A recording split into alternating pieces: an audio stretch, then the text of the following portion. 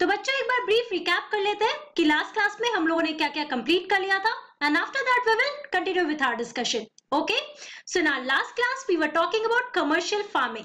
तो एक तरफ आप लोगों ने सब्सिस्टेंस फार्मिंग के बारे में पढ़ लिया है, अब हम लोग कमर्शियल फार्मिंग के बारे में पढ़ रहे थे और हम लोगों ने ये देखा that commercial farming is basically the farming और the growing of crops for commercial purpose, that is to sell in the market, right. और मैंने आपको बेसिक डिफरेंस बताया between the subsistence farming and commercial farming कि एक तरफ हम लोगों ने क्या देखा था बच्चों कि subsistence farming it is practised in the area और it is done by the farmer to meet the families need, right. कि एक फार्मर अपने एक स्मॉल प्लॉट ऑफ लैंड में कल्टिवेट करता है क्रॉप्स को so that he can meet the needs of his own family, right. तो उसको एक स्मॉल स्केल पे किया जाता है and it is done in the thickly populated area. Okay, और अगर हम लोग बात करें कमर्शियल फार्मिंग की बच्चों, so it is done on a large scale and a large amount of capital is required for commercial farming. Okay, क्योंकि हम लोग अगर कमर्शियल फार्मिंग की बात करते हैं सो इसमें जो फार्मिंग होता है बच्चों that is done mostly by the machines. तो बड़े बड़े मशीन्स यूज किए जाते हैं so that the crop that is grown उसका क्वालिटी काफी अच्छा हो.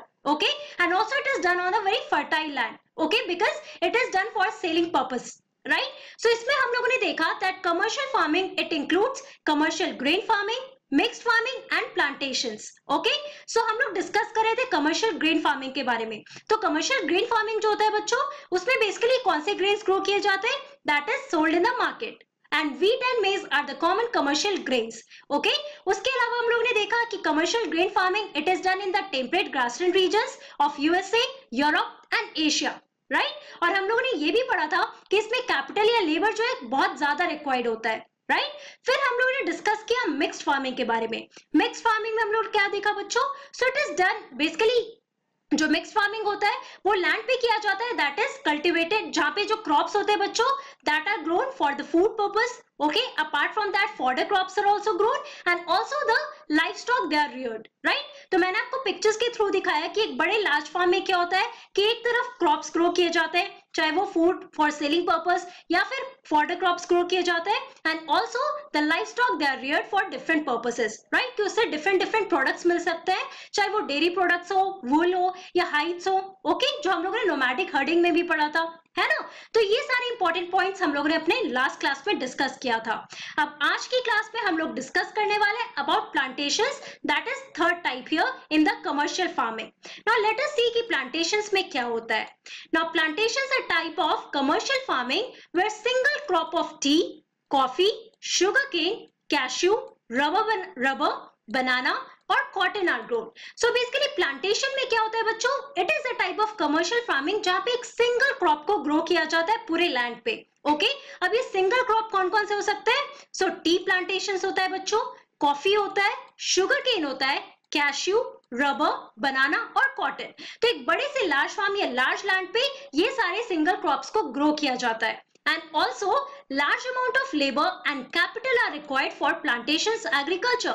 अब इसके लिए बहुत बड़ा लैंड का भी जरूरत होता है बच्चों, उसके अलावा large amount of labour. Okay, क्योंकि ये पूरे एक लार्ज एरिया में किया जाता है जैसे आप इस पिक्चर में भी देख सकते हो, राइट. कि डिफरेंट रीजन्स में डिफरेंट तरीके का सिंगल क्रॉप्स ग्रो किया जाता है. ओके, और इसके लिए बहुत सारा लेबर भी रिक्वायर्ड है and also capital is required, right. Different types of machines are also required for plantations agriculture. और ये किस किस का हो सकता है, यहाँ पर जैसे मैंने आपको बताया tea, coffee, sugar cane. Okay, तो इसके लिए बहुत सारे इंपॉर्टेंट फैक्टर्स भी जरूरी है बच्चों. For example adequate amount of sunlight, water availability भी होना चाहिए, फर्टाइल भी बहुत सॉइल भी बहुत फर्टाइल होना चाहिए. तो ये सारे इंपॉर्टेंट पॉइंट्स है while we are talking about plantations agriculture. Okay, now major plantations are found in the tropical regions of the world. अगर हम लोग major plantations की बात करें कि कहाँ पे ऐसे सिंगल क्रॉप्स ग्रो किए जाते हैं, so they are basically found in the tropical regions of the world. Okay, और हम लोग ट्रॉपिकल रीजन्स किसको कहते हैं, ऑब्वियसली ट्रॉपिक ऑफ कैंसर के बारे में आप लोगों ने पढ़ा है इन ज्योग्राफी, है ना. तो जो रीजन से आप देखो कि ये ट्रॉपिकल रीजन में यहाँ पे आप देख सकते हो जो ये ट्रॉपिकल रीजन में आपको ये एरियाज ये दिख रहे हैं बच्चों. सो यहाँ पे आपको मेजर प्लांटेशंस मिलेंगे. For example rubber in Malaysia, coffee in Brazil, tea in India and Sri Lanka are some examples. Okay, तो यहाँ पे आप देख सकते हो कि डिफरेंट रीजन में कौन कौन से प्लांटेशंस होते हैं. तो अगर हम लोग साउथ अमेरिका की बात कर रहे हैं यहाँ पर, तो इस रीजन में आप देख सकते हो कोको या कॉफी प्लांटेशन है. ओके अगर हम लोग इस रीजन की बात कर रहे हैं तो यहाँ पे शुगर और कॉटन, ओके शुगर केन या कॉटन की अगर हम बात करते हैं, है ना। उसके अलावा मेक्सिको का ये रीजन जो आप देख रहे हो, या आप वर्ल्ड मैप पे भी देख सकते हो बच्चों, ये यहाँ पे आप देखो कि शुगर केन का प्लांटेशन है। ओके अगर हम इंडिया की बात करें स्पेसिफिकली, तो यहाँ पे आप देखो कि नॉर्थ ईस्टर्न रीजन में या सर्दर्न पार्ट में टी प्लांटेशन होता है। ओके अगर हम श्रीलंका की बात कर रहे हैं तो यहाँ पे आप टी प्लांटेशन देख सकते हो। ओके अगर हम लोग मलेशिया की बात कर रहे हैं तो वहां पे रबर का प्लांटेशन होता है। यहाँ पे आप देख सकते हो कॉफी का प्लांटेशन होता है। तो आपको यहाँ पे याद क्या रखना है कि जो भी ट्रॉपिकल रीजन में ये सारे एरियाज है बच्चों, यहाँ पे plantations, major plantations they are found in these regions. और यहाँ पे आप बेसिक एग्जांपल्स याद रखो कि प्लांटेशंस की अगर हम बात कर रहे हैं तो कौन कौन से इंपॉर्टेंट क्रॉप्स है, तो rubber, T, coffee, these are some of the common examples that you can see that or you can find in these tropical regions कि यहाँ पे ये सारे plantations आपको मिलेंगे ही मिलेंगे। Okay, so these are some of the important points that you have to remember about plantation agriculture. Okay, तो बच्चों एक तरफ हम लोगों ने बात कर लिया है about the types of farming. Okay, तो उसमें हम लोगों ने subsistence farming के बारे में डिस्कस कर लिया और उसके बाद हम लोगों ने commercial farming के बारे में डिस्कस कर लिया and also the different subparts of these subsistence farming and the commercial farming. एक अलग टाइप ऑफ फार्मिंग है बच्चों जो आज के डेट में बहुत ही फेमस है और बहुत ही ज्यादा प्रमोट किया जाता है, दैट इज ऑर्गेनिक फार्मिंग। अब हम लोग यहाँ पर समझते हैं कि ऑर्गेनिक फार्मिंग में क्या होता है। So in this type of farming organic manure and natural pesticides are used instead of chemicals। तो जैसे बच्चों आप लोग subsistence farming में या farm system में आपने पढ़ा कि different chemicals are used, okay, to enhance the fertility of soil, right? तो बहुत सारे chemicals use करने की वजह से क्या होता है बच्चों कि वो जो natural चीज है, जो natural quality है crop का, वो धीरे धीरे खत्म होने लगता है। okay? कुछ side effects भी होते हैं इन सारी चीजों के। so basically आप देखो कि organic farming जो होता है, so इसमें आप देखो organic manure यूज किया जाता है जो बहुत ही प्योर और बहुत ही अच्छा होता है, बहुत ही हेल्दी होता है for the soil and also for the crops. Okay apart from that natural pesticides are used. Okay तो हम लोग जो डिफरेंट केमिकल्स यूज करते हैं क्रॉप्स में बच्चों कि इंसेक्ट्स अगर क्रॉप्स को बर्बाद कर रहे हैं तो इंसेक्टिसाइड्स या पेस्टिसाइड्स या डिफरेंट तरह के केमिकल्स यूज किए जाते हैं जिसका क्रॉप्स पे या सॉइल पे बहुत ही ज्यादा साइड इफेक्ट होता है। ओके लेकिन वहीं अगर हम लोग ऑर्गेनिक फार्मिंग की बात करें तो यहाँ पे आप देखो बहुत ही नेचुरल पेस्टिसाइड यूज किया जाता है rather than the chemicals. Okay, now no genetic modification is done to increase the yield of crops. Okay, so basically other than organic farming की अगर हम बात करते हैं तो जो भी क्रॉप्स होते हैं बच्चों उसमें कुछ जेनेटिक मॉडिफिकेशन किया जाता है टू इनहैंस और to increase the yield of the crop. Okay कि क्रॉप्स बहुत ज्यादा जल्दी उग जाए। बेसिकली अगर हम लोग ऑर्गेनिक फार्मिंग की बात करते हैं तो यहाँ पे कोई जेनेटिक मॉडिफिकेशन नहीं किया जाता है। ओके तो इसलिए आप देखो कि ऑर्गेनिक फार्मिंग को आज के डेट में बहुत ज्यादा प्रमोट किया जाता है और डिफरेंट रीजन में आप देखोगे बहुत ही ऑर्गेनिक तरीके से ऑर्गेनिक मैन्योर और नेचुरल पेस्टिसाइड्स यूज करके क्रॉप्स ग्रो किए जाते हैं जिसको हम लोग ऑर्गेनिक फार्मिंग कहते हैं and that is really healthy for people, right. So benefits of organic food. अब जो ऑर्गेनिक फार्मिंग किया जाता है, जो ऑर्गेनिक क्रॉप्स आते हैं बच्चों, उससे जो फूड बनता है, जो फिनिश प्रोडक्ट होता है, so what are some of the benefits of this organic food? So it prevents premature ageing. Apart from that, it boosts immune system and also it ensures safe and healthy world for future generation and tastes better than organic food. Okay, तो ये सारे benefits आप देख रहे हो organic food के. So basically आप देख सकते हो immune system हमारा और strong होता है, हम लोग जल्दी बीमार नहीं पड़ते हैं and also बहुत ही healthy होता है for future generation and also the people who are consuming these organic food and also it reduces the risk of heart diseases. Right तो बहुत सारे ऐसे फूड प्रोडक्ट्स होते हैं बच्चों जिसमें केमिकल्स यूज करने की वजह से क्या होता है, वो हमारे हेल्थ के लिए बहुत ही रिस्की हो जाता है, राइट। लेकिन वही अगर हम लोग ऑर्गेनिक फूड की बात कर रहे हैं, सो it reduces the risk of heart diseases.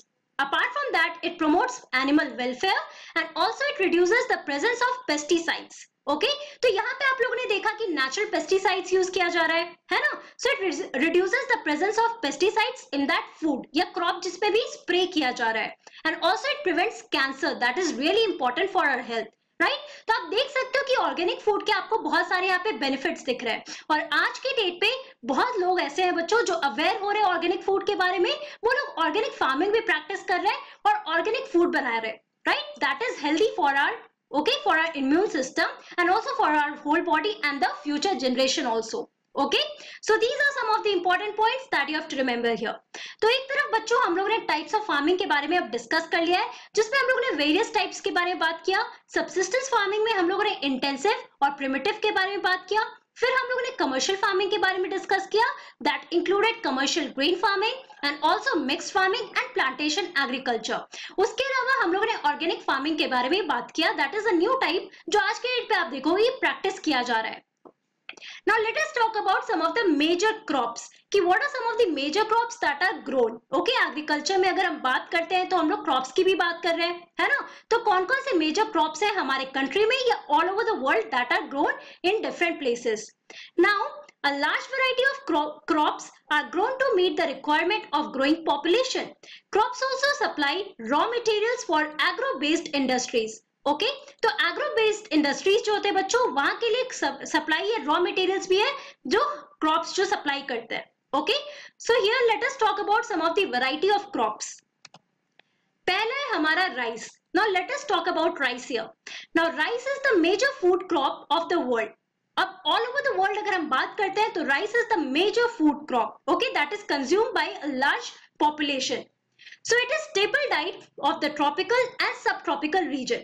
Now it is the staple or the main diet. Okay? तो आप देखोगे इंडिया में भी आप देख सकते हो राइस को बहुत ही ज्यादा कंज्यूम किया जाता है. अगर हम इंडिया के अलावा all over the world different regions की भी बात करें बच्चों, तो डिफरेंट रीजन्स में भी आप देखो that rice is the staple diet. Okay, and basically tropical या सब ट्रॉपिकल रीजन की अगर हम बात करते हैं तो वहां पे rice it is the main diet there. Right? Now rice needs high temperature, high humidity and rainfall. अब राइस को ग्रो करने के लिए क्लाइमेटिक कंडीशन कैसा होना चाहिए ये हम लोग समझते हैं. तो राइस के लिए हाई टेम्परेचर होना चाहिए, that is adequate amount of sunlight होना चाहिए. Apart from that high humidity, okay, and apart from that rainfall, availability of water होना चाहिए. Also it grows best in alluvial clay soil which can retain water. अब कौन से soil में rice सबसे अच्छे से ग्रो कर सकता है? So it is done in the alluvial clay soil and why? Because it can retain water. तो आप देख सकते हो कि जो alluvial clay soil होता है बच्चों, that can retain water, that has the capacity of holding water. इसीलिए उन सारे सॉइल्स में या जिस रीजन में ऐसे सॉइल मिलते हैं that is alluvial clay soil, वहां पे राइस अच्छे से ग्रो हो सकता है. ओके, यहाँ पे आप जैसे इस पिक्चर में देख सकते हो, यहाँ पे आप देखो rice is grown here in this region where there is availability of water. Okay, apart from that this is the picture of the rice crop. Right? तो बच्चों आज की क्लास में हम लोगों ने क्या पढ़ा? In today's class we discussed about the plantation agriculture and we also talked about organic farming. Plantation agriculture में आपने देखा that in this type of agriculture a single crop is grown that can be of tea, coffee, sugarcane, rubber and all and so on, right? जो हम लोगों ने map में भी discuss किया कि ट्रॉपिकल रीजन में आप देखोगे कि डिफरेंट रीजन में डिफरेंट प्लांटेशंस है. राइट? उसके बाद हम लोगों ने ऑर्गेनिक फार्मिंग के बारे में बात किया. ऑर्गेनिक फार्मिंग में मैंने बताया that organic manure and natural pesticide is used instead of the chemicals and no genetic modification is done. Right?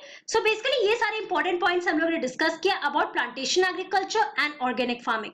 फिर हम लोगों ने डिस्कस किया मेजर क्रॉप्स के बारे में, जिसमें हम लोगों ने शुरुआत किया राइस से, that is the staple diet in the world. और अगर हम लोग ट्रॉपिकल और सब ट्रॉपिकल रीजन्स की बात करते हैं so rice is the main food there. Okay, so यहाँ पर हम लोग राइस के बारे में डिस्कस कर रहे हैं. नेक्स्ट क्लास में we are going to continue this discussion of rice, और उसके अलावा और कौन कौन से मेजर क्रॉप्स हैं उसके बारे में हम लोग डिस्कस करेंगे. Okay, so that's all for today. Thank you very much. Have a nice day.